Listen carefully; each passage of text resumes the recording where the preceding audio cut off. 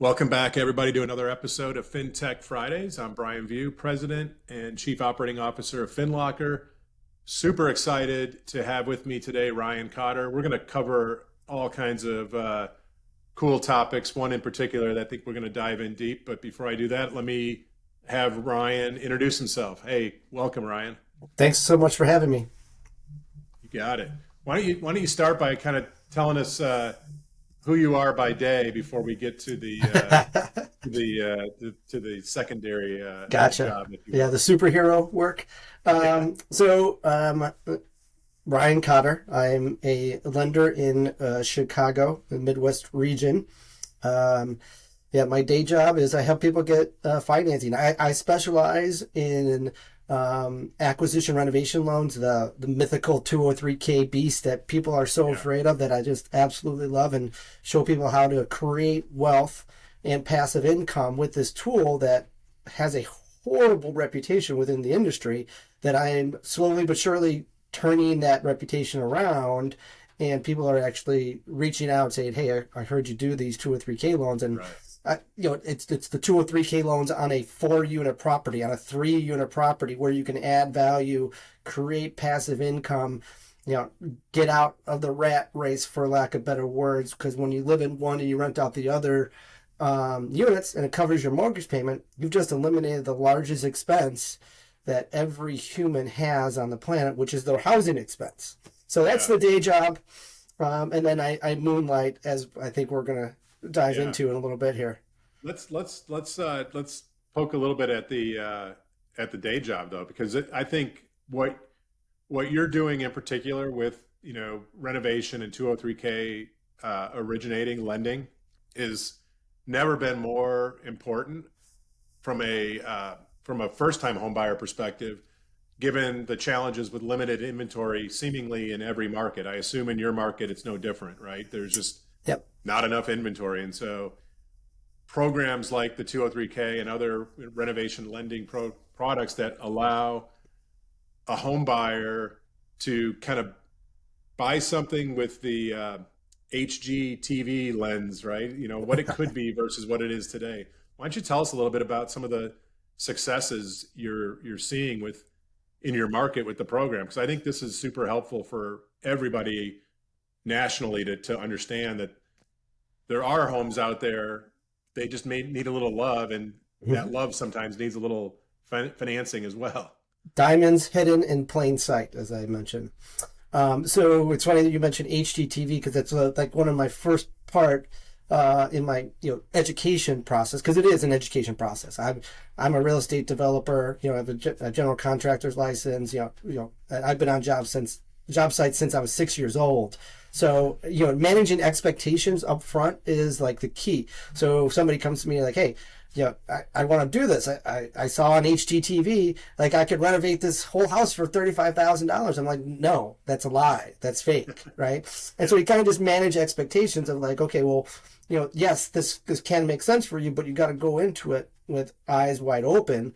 You're going to roll up your sleeves, but we're going to show you how to trade your time for wealth and income. You could trade it for a lot of things. You could trade your time for nothing, sitting on the couch watching TV, right? You could trade your time for family time, right? How do you trade that time the most effective way in real estate, should you want to go down that path? And that's what we kind of do. We manage expectation in front, and then everything else is set in the right trajectory. I'm actually speaking. We're doing some work with some people from HGTV and CNBC, because it's more numbers driven. So I'll give you like one of my success stories. And this is an individual that came over from Africa.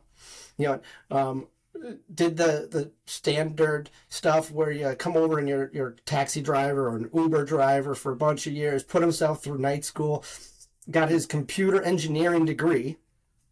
Now he's got a nice base salary, right?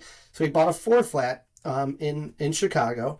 It was a beautiful graystone. And we'll talk about housing stock and the south and west sides of the city of Chicago, but bought this beautiful graystone that was garbage on the inside, right? Bought it for $500,000, put $350,000 into it in renovation funds that we gave him from the 203K. Yeah. So his all in was $850. His after repair value, we call it ARV, was 1.295. Okay. I can So do the math pretty quickly on that. yeah. Hit the rental income, because he made them all really efficient, beautiful units. $350,000 gets you a lot of bullets, right? Yeah. He's bringing in $2,800 a unit, 3 units, $8,400. His mortgage payment was $4,200. So not only did he create $500,000 worth of equity, wealth, right? And we'll talk about equity harvesting, how you utilize that. But also was making $3,000 a month cash positive plus, with no housing expense, right? Yeah. And that is a great story. Like somebody who wasn't a citizen came here 7 years ago and did this, right? Did he roll up his sleeves? Did he have was it a year of trial and error? Yeah, but at the end of the day, that's an amazing success story. I have a bunch of them where people have made 200, 300, 1,000, but he made $500,000, in equity. So he's our A++ student. I love that. I think that's so cool. And one of the, before we move on, because this is such a great topic, but one of the hidden, and maybe not, it's not definitely not hidden for you, you get it, but for the other average, loan officer that's out there nationally, these types of products, there's not a lot of competition for these. I mean, this is like niche lending, 101, and the big box, the big brands that spend billions on, marketing and Super Bowl ads, they're not in this space. You're not competing with those type of originators. So I think it's such a smart approach. I love the fact that for you, it's a very viable business channel, but it's also immensely important for the community you serve. You're giving back to the community in a bunch of different ways. And the example you just gave, you help somebody, truly realize the American dream in creating wealth through home ownership.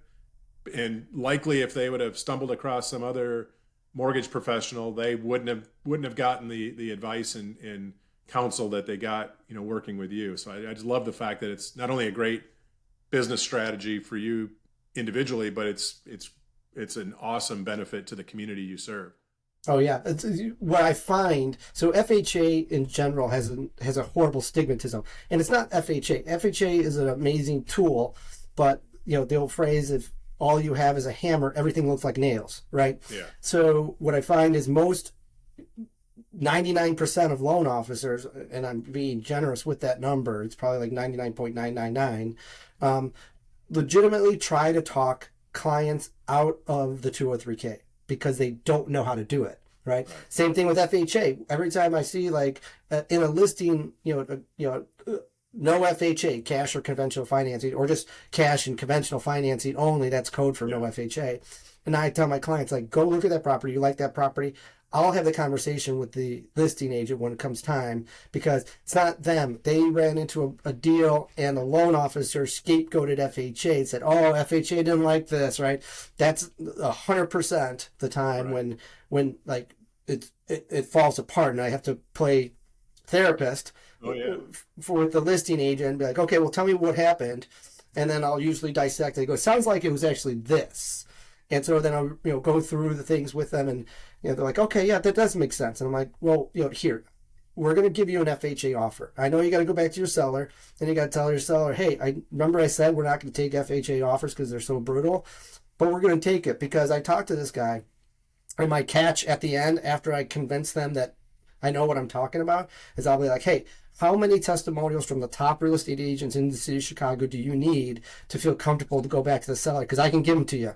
The top 20 realtors know that this is my specialty. And if I say I can do it, I can do it because we pre-underwrite properties. Before they even came out and looked at your property, I looked at the pictures. No loan officer looks at the pictures on the property, right?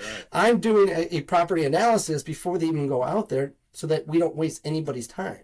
And so usually that works. And so then I kind of dovetail it into my patent pending 4, 3, 2, 1 steps to financial freedom. So you buy a 4 flat first, then you buy a 3 flat, then you buy a 2 flat, then you buy a single family, right? You don't start off with a single family, because if you buy that single family first, everything else gets looked at as an investment property, and you got to put 25% down. Just create a crazy high barrier to entry. But if you start with the 4 flat, the gatekeepers, the underwriters, right? It doesn't matter what I say. The underwriter is the gatekeeper of the money, right? He or she has to believe that you're going to occupy the property as your primary residence. And where they will not believe that you're moving from a single family to a multifamily, no matter how much economic sense it makes, they will believe that you will step down from property from a 4-flat to a 3-flat to a 2-flat to a single family. And you can use all the low down payment programs multiple times. And when you get to that single family, you have 3 income producing properties that cover your housing payment. I've just showed you how to create a mini portfolio and never have a housing payment ever again. I love it.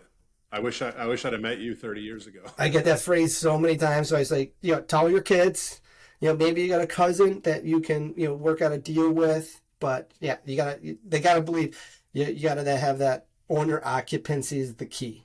Yeah, I love it. I love it. Great stuff, man. Well, let's pivot a little bit to the logo on your 3/4 zip there. Let's talk about the Real Estate Rumble. What the heck is that? All right. So this is a charity event where I convince real estate lending and construction professionals to get in the ring, punch each other in the face, and we donate all the charities to all the money to charities that benefit at-risk youth. Mercy Home for Boys and Girls and Big Brothers Big Sisters of Chicago have been our beneficiaries in the past, and we really like organizations that are on the front line. I tell a lot of people that my evolution as a father, as a guy trying to do a little bit of good in the world,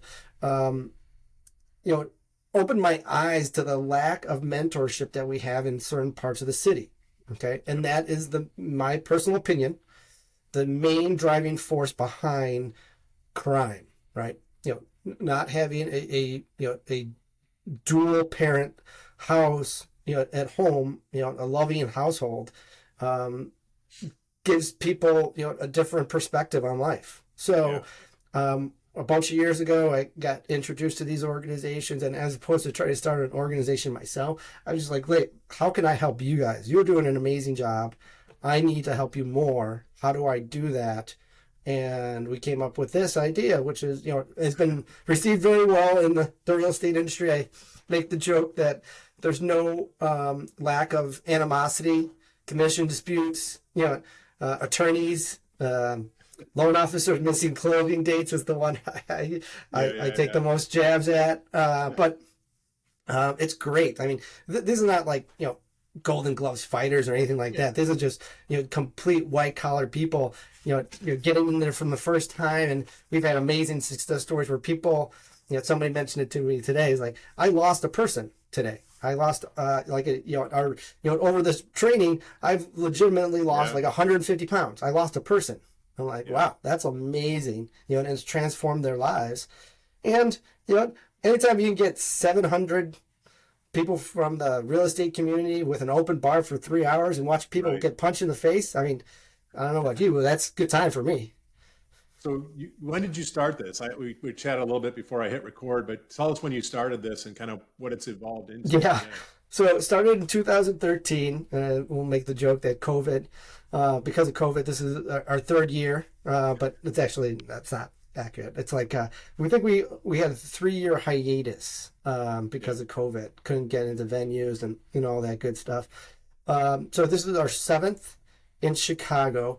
We ran concurrently with Los Angeles, the LA Real Estate Rumble. We had some people helping us out in Toronto, the Toronto Real Estate Rumble. And my goal at one point in time is to have it in multiple cities, and then have the winners from the multiple cities converge in like Las Vegas and have a national championship. Yeah. The world's toughest realtor. Realtors love going to Vegas anyway, so it's motivating. I won't be like I'm twisting any arms to get them there now. No. So when you as you kind of think about then there's an upcoming event, is that right, or are we? So this Thursday is the Chicago Real Estate Rumble. Let's timestamp this because we're recording this. This is now we're pulling back the covers here for the audience. We're recording this in May, the week before Memorial, and Ryan's event is going to be the Thursday prior to Memorial weekend, right? Memorial Day weekend. So tell us, by the time this goes out, it'll already happen, but tell us about what that event's going to look like. how many fights, all Yeah. that kind of good So stuff. we'll have 11 fights. So we always have like an orientation and a sign up. So it's pretty Yeah, funny. Like, so January 1st, leading up to January 1st, we'll be like, hey, fighter registration and opening up first part of the year. What a great way to get in shape. Get in shape, work off some of that job stress. All the yeah, kind of good stuff.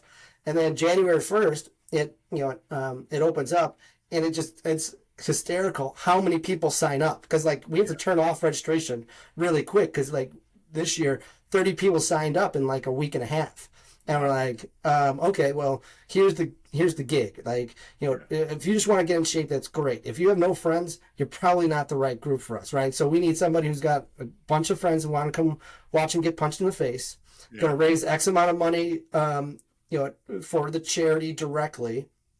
Um, and like, again, it's not about you, right? It's tough for that's right. people in the real estate community to get that Oh piece. yeah, Like, it's not about me. Like, yeah, it's not about you. This isn't the middleweight championship. Like, you got, this is you're bringing awareness to a cause. Okay, so if you check all those boxes, right?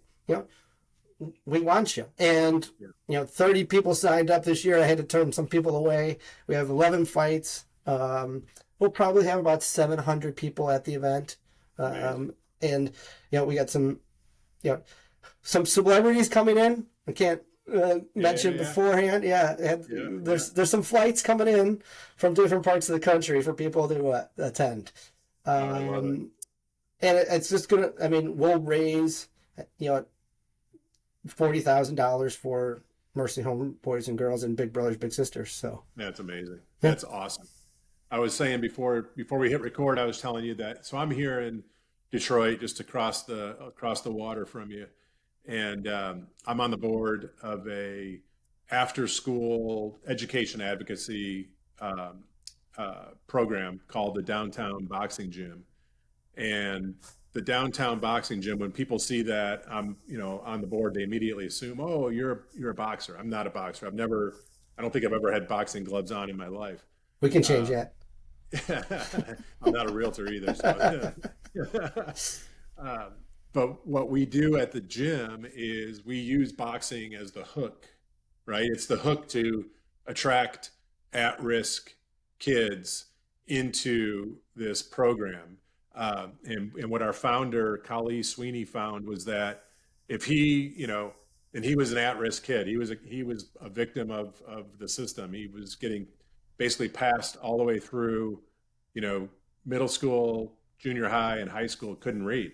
Just passed him through, passed him through, passed him through. And he called it the biggest scam going, right? Just passing these kids through. And so when he founded the gym, his focus was on helping kids that were otherwise getting passed through, that were just going to fall through the cracks. But what he found was these kids wouldn't sign up for after school tutoring and mentoring, because if they told their friends and their family they were going after school to learn, they'd get their face kicked in.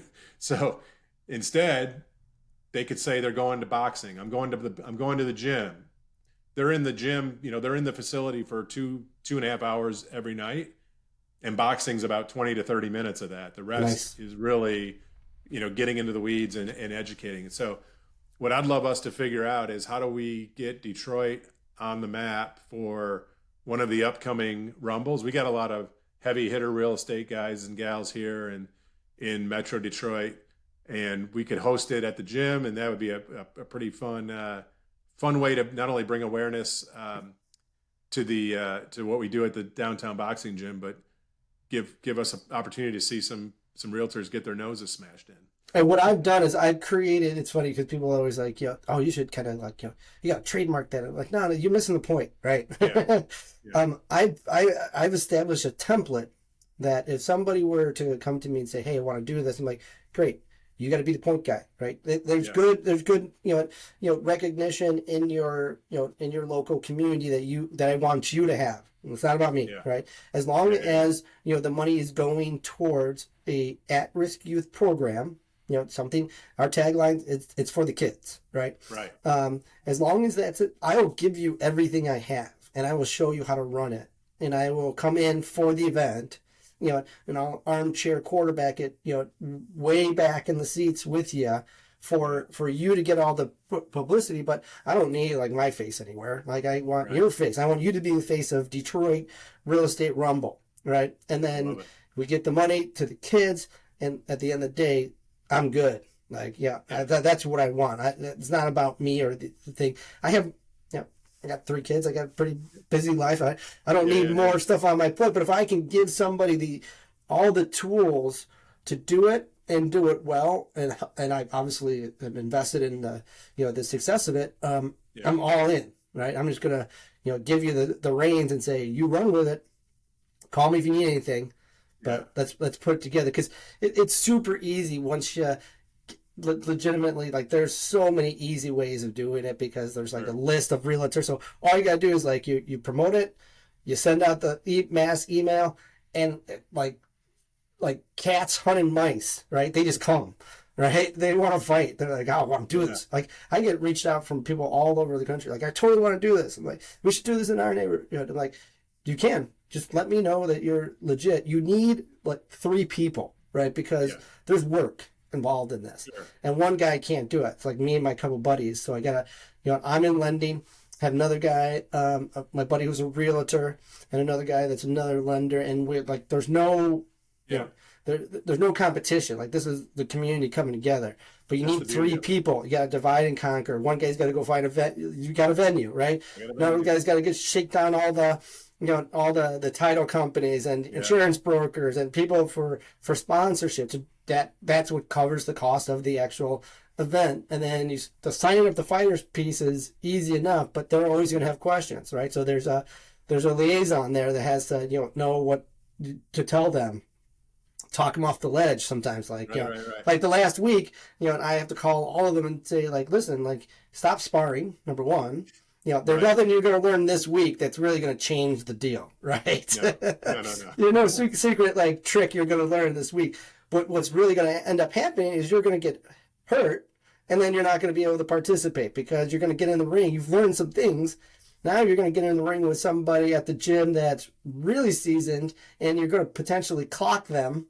And as much as they want to work with you, when somebody gets punched in the head hard, reflexes kick in, and they're going to light you up. And you're not somebody that needs to be lit up. So I talk them all off the ledge, like, oh, I want to get one more sparring session. I'm like, you don't. You really don't. Is it like a 3-round event, 3-round fight or something like that? So it's 3 rounds, 90 seconds each. And people are like, oh, 90 seconds? I'm like, yeah. You try to be in there. The first round, the first 30 seconds, I guarantee the first 60 seconds, you're completely gassed in one round. And so if you just put on gloves and punch a bag for 90 seconds, you're going to be gassed. Let alone moving around and getting smoked. and somebody coming like that punching bag punching back. That's a little different, when they're throwing haymakers. And people just, I myself, was a captain of my college boxing team. I boxed when I was a young kid, growing up through the Chicago Park districts, and did a bunch of amateur fights after college. So I'm fine. I'm very relaxed in the ring. But you get in there your first time, they forget to breathe legitimately for like the first round, because they're all tense and they're like, I'm like, breathe, just relax. And it's a lot easier to tell somebody, like, hey, the first round, just relax. And then you have some psychopath coming at you full steam. It's like, it's not easy to relax. I get that. But those ones that don't come out of the gate hot, for lack of better words, and like, dude, like the third round's where you pick them apart, like, because he's going to come out, hot. You just move around, knock down punches. You might have to take a couple punches. But the third round is when you push them up against the ropes, get them in the body a couple of good times. I remember, like, I used to love doing that when I hear I get somebody against the ropes, like in the third round, and give them a real good, body shot here. Oh, I was like, Wow, it sounds amazing. We're going to have to do a recap episode, in the next couple of months, just to kind of find out how it went for you. We have it completely videoed, so there'll be nice. tons of stuff that we can kind of cut into. But yeah, it'll be a blast.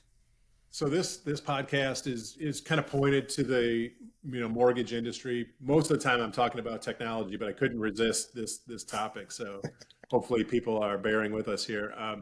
So for the folks that are, I'm claiming Detroit, so nobody else can take Detroit. Mhm. You can come and help me, but I'm claiming it.